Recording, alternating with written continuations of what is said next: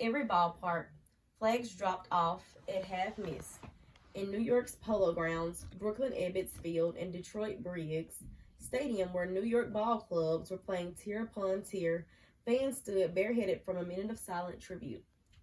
That's from a Time magazine. Today I'm going to talk to you about a disease called ALS. That's what most people know it as, but the actual name of it is amyotrophic lateral sclerosis. Broken down, this means myo means muscle, trophic means nourishment, and it means no muscle movement.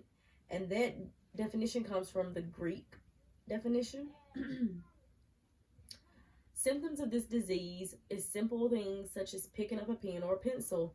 You'll lose all muscle movements eventually, and it's a degenerative disease that does not have a curve.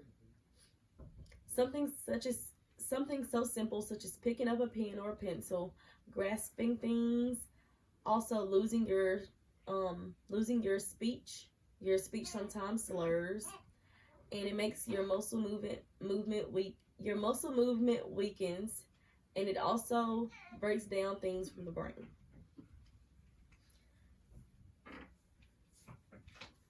Another symptom that you have when you get this disease is the weight loss and the fatigue, and eventually you'll probably lose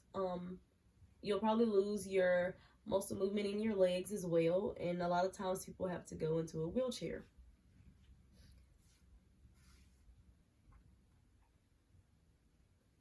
This disease is important to me, or I know more about this disease because I had an aunt who died from it.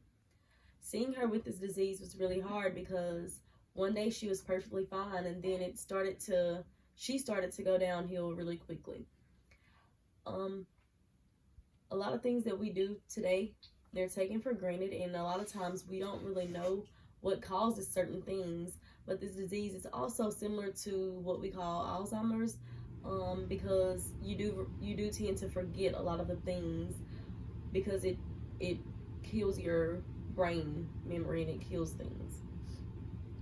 This disease is relatable to a lot of people because of the simple fact Stephen Hawking and Lou Gehrig. A lot of people, they know that Stephen Hawking has a disease and they don't really know what type of disease it is. They just know that he's in a wheelchair and that he has some disease that allows him to not able to move correctly and all of these things. He's one of the famous people that is known for it, and so is Lou Gehrig. The disease was named after Lou Gehrig a while back because of the situation with him playing baseball and him losing all of his muscle movement.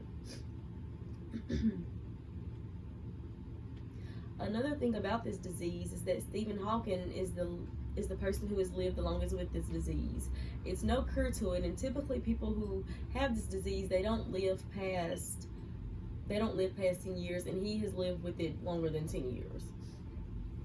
The challenge, when they did the ice bucket challenge, this was all for ALS, and they did it to pour ice on people. It was a fun game for most people, but that actually came from the ALS association, and they were doing things to raise money to help people with ALS, and that is how the ice bucket challenge started. A lot of the symptoms mostly is shutting down your muscle movement. So most of the symptoms of this disease is just shutting down muscle movement. So just imagine going from one day waking up and being perfectly fine, and then the next day you're not sure why you can't grab a pencil or grab a pen, why you're so tired, or why you are talking slurred or slowly when you were just fine. It's no specific reason why people get it. It typically does happen in older people, but it does happen in younger people as well. It's no cure, and they haven't found a cure for it. They do have other medicines, and they have been researching medicines to try to cure this disease, but it's still no disease for it.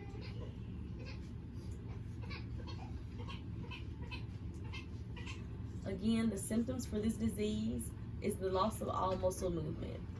Once you get this disease, a lot of times you will forget slowly on what happens to, a lot of times you will forget slowly on how to walk or how to do certain things that people do every day in their normal life.